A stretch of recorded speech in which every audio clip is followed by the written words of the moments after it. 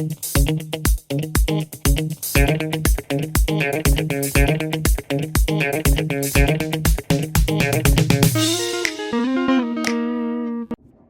there, it's me again. So you all probably recognize the plant that's behind me, right? So the question today is, what will happen if I touch it?